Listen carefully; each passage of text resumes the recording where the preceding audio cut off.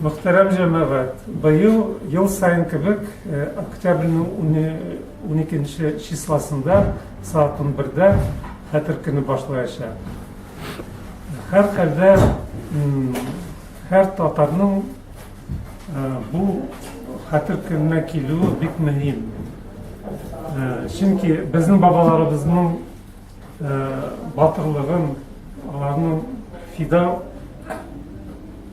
фидакар көрәшенә бер ихтирам йөзеннән килергә кирәк.